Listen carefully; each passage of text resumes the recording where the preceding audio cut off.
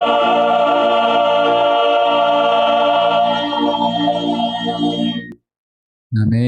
네, 하나님께 영광의 박수 올려드리겠습니다. 우리 옆 사람 같이 사시겠습니다. 반갑습니다. 축복합니다. 사랑합니다. 네, 오늘 성령 강림 주일인데요. 하나님 앞에 감사드리고 또 영광 돌리는 이 예배가 되시기를 바랍니다. 예수님께서 6월절에 어린 양으로 십자가에서 죽으셨고 사흘 만에 부활하셨습니다. 그래서 6월절이 지난 안식일 바로 다음 날이 바로 부활절이 되었고요. 그로부터 50일이 지난 오순절에 성령님께서 강림하심으로 오순절은 성령 강림 주일이 되었습니다. 부활주일부터 50일 동안 어제까지 50일간의 기쁨의 절기인 부활절기를 잘 지냈고 또 이렇게 성령 강림 주일을 맞이하게 되었습니다. 예배 가운데 성령 충만함에 임하시기를 바랍니다. 그리고 성령을 보내주신 하나님 앞에 감사드리는 이 예배 되시기를 바랍니다. 성령님이 강림하셨던 그 장면의 말씀 제가 읽어드리겠습니다. 사도행전 2장 1절에서 4절 말씀입니다.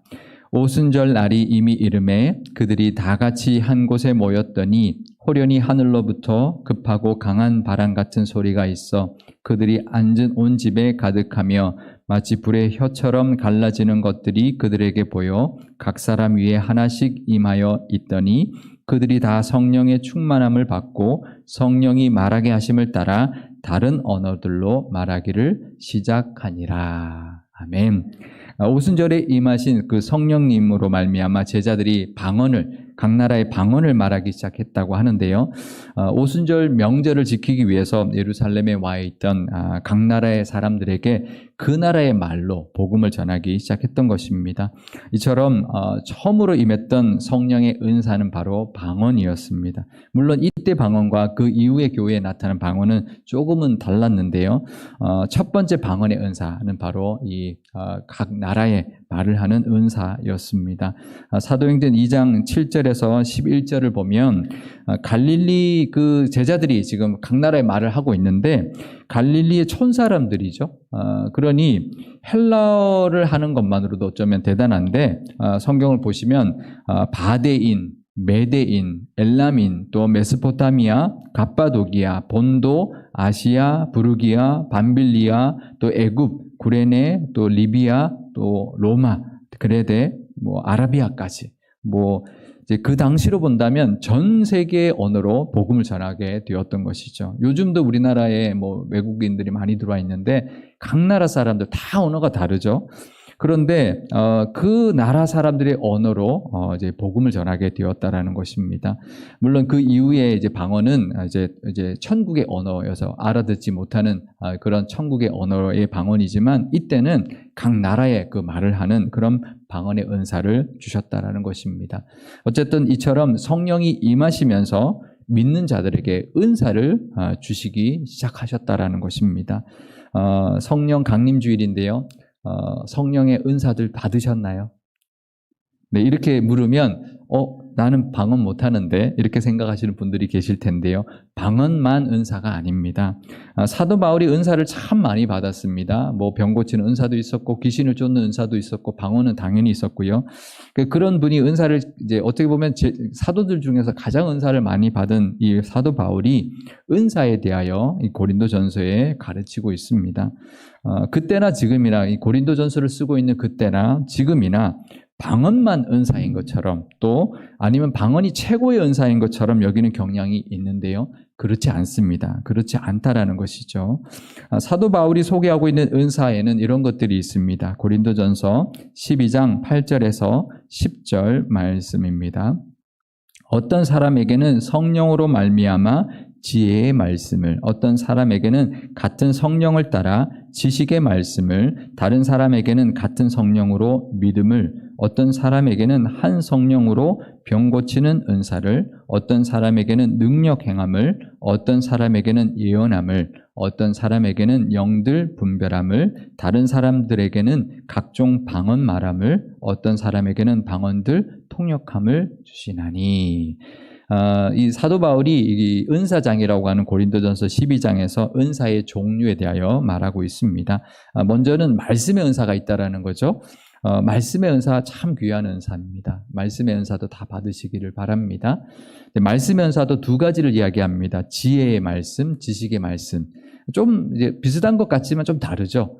우리가 말씀을 통해 지혜를 얻는 사람이 있는가 하면 말씀의 지식이 또 풍부한 그런 은사도 있습니다. 말씀의 은사도 다 받으시면 좋겠고요.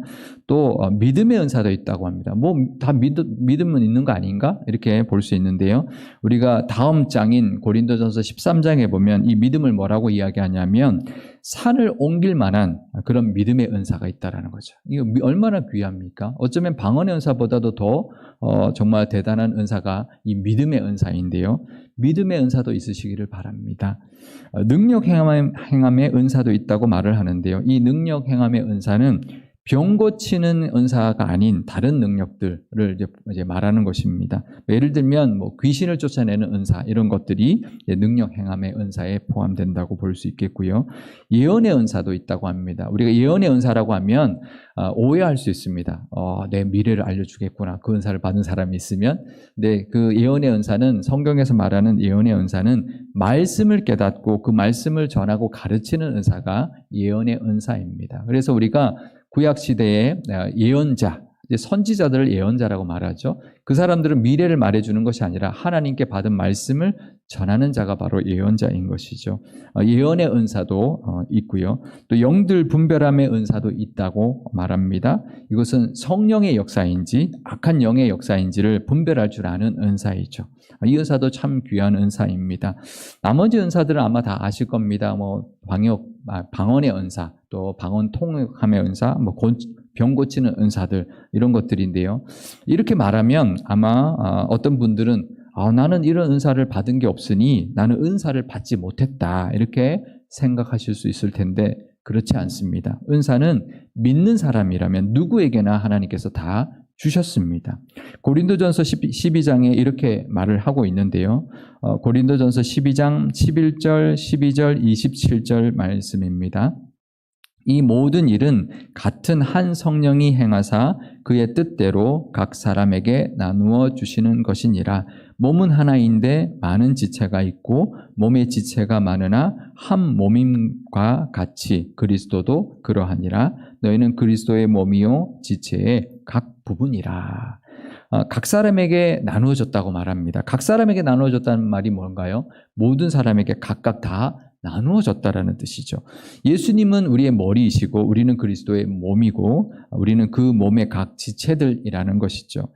각각 지체들이라는 것은 그 지체의 모습들이 있다라는 거죠. 각각 다른 은사들을 주셔서 그 몸된 교회의 지체의 역할을 하게 하셨다라는 것입니다.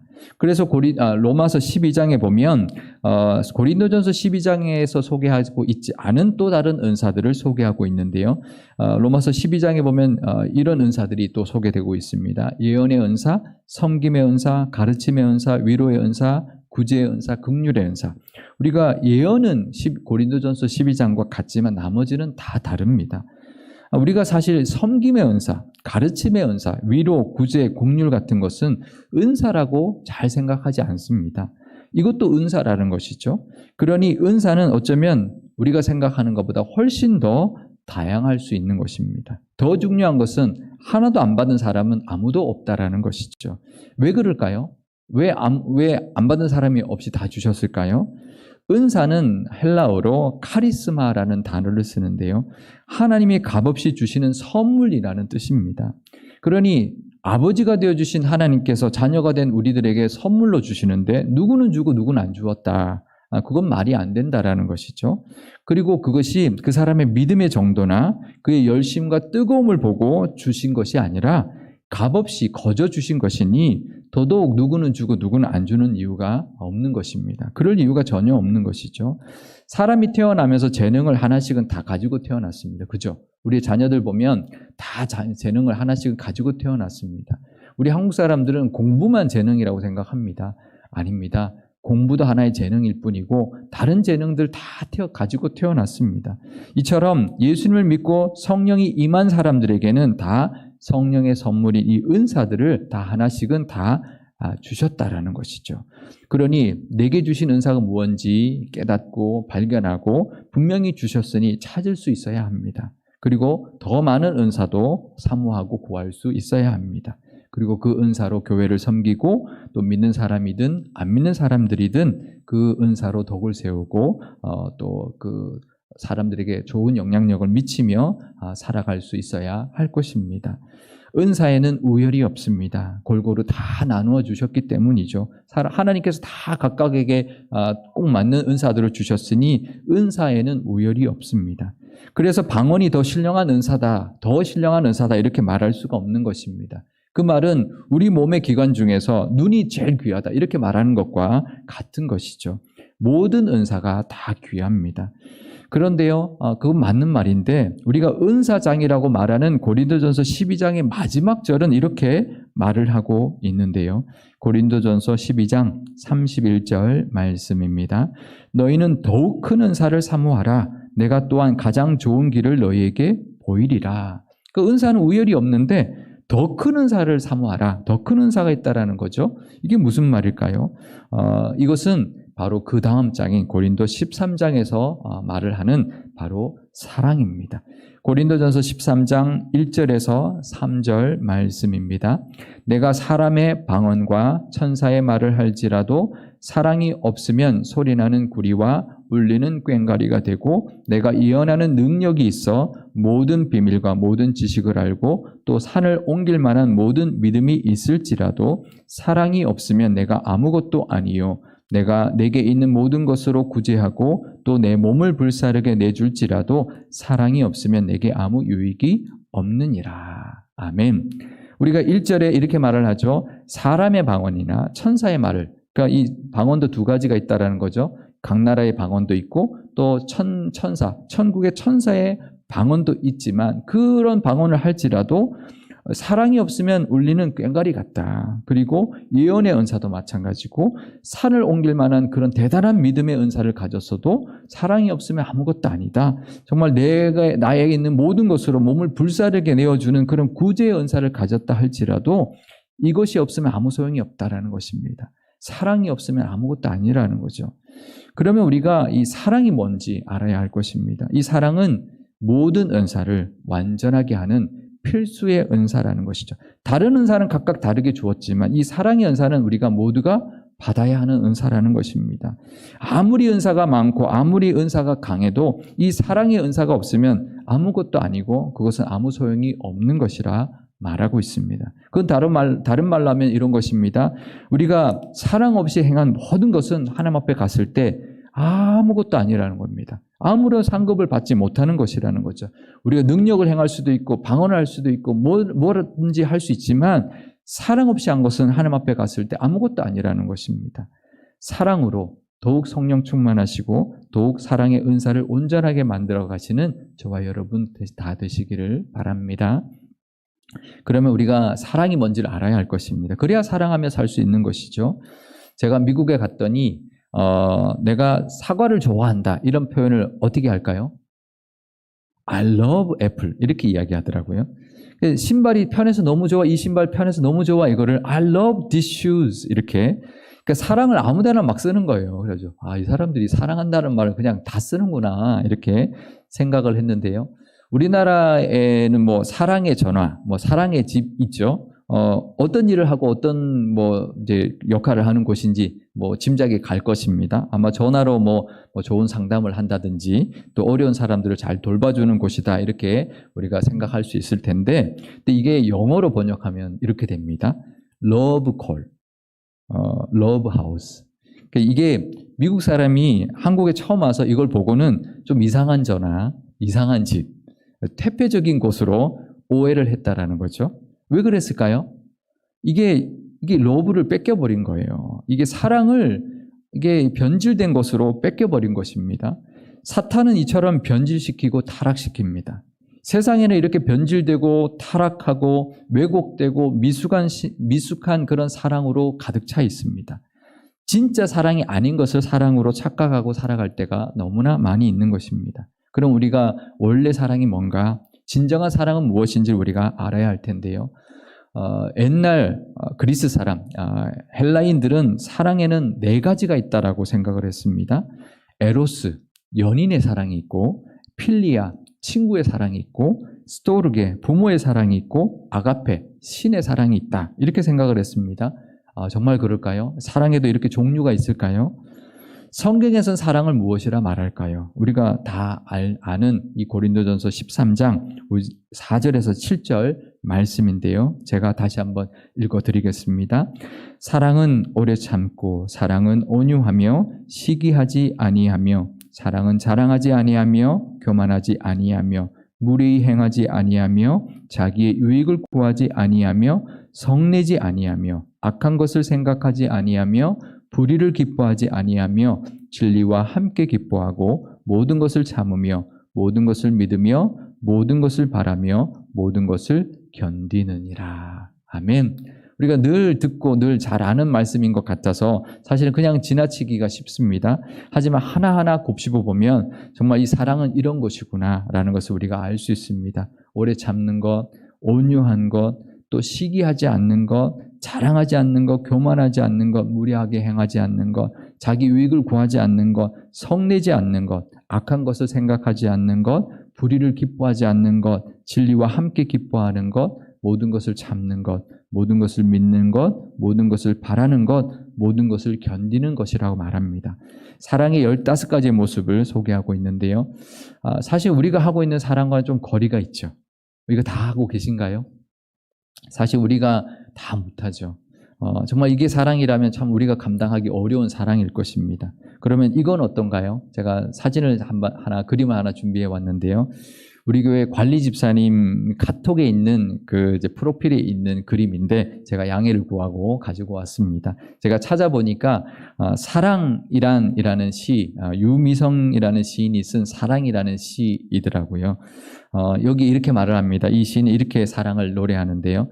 사랑은 하나를 주고 2개를 바라는 것이 아니다. 그렇죠? 하나 주고 2개 바라는 건 사랑이 아니죠. 그러면 사랑은 하나를 주고 하나를 바라는 것이냐? 그것도 아니다라는 것이죠. 그럼 뭘까요? 그러면 9을 주고 하나를 바라는 것일까요? 9은 줬으니 하나를 바라는 것이 사랑일까요? 그것도 아니라는 것입니다. 사랑은 9을 주고도 하나를 더 주지 못해서 안타까워하는 것이 바로 사랑이라고 노래하고 있습니다. 그렇죠? 맞는 것 같아요. 이게 사랑입니다. 이건 연인이나 친구나 부모와 상관없습니다. 그죠? 다 마찬가지죠. 사랑에는 그래서 종류가 없습니다. 사랑에는 종류가 있는 게 아니라 모습이 있는 것이죠. 사랑에는 15가지의 모습이 있다고 고린도전서에서 말하고 있는 것입니다. 사랑에는 종류가 아니라 이 모습들 우리가 있다라는 것을 우리가 기억하고 그 모습을 가지고 또 그 모습을 행하며 사랑하며 살아가실 수 있는 저와 여러분 되시기를 바랍니다. 그런데요, 이 고린도전서 13장에 소개되고 있는 이 사랑의 모습들은 하나같이 다 어려운 것들입니다. 어떻게 이렇게 우리가 할 수 있을까? 어쩌면 이렇게 사랑하라고 한다면 맨날 손해만 보라는 것인가? 과연 이런 사랑을 계속할 수 있을까라는 생각이 들 것입니다. 그러면 하나님이 왜 이런 사랑을 우리에게 하라고 하셨을까요? 그 이유가 있습니다. 그것은 바로 그 사랑은 하나님이 먼저 우리에게 하신 사랑이었기 때문입니다. 이 고린도전서 13장의 이 사랑은 이라고 시작하는 이 문장을 하나님은 이라고 주어를 바꿔도 그대로 성립합니다.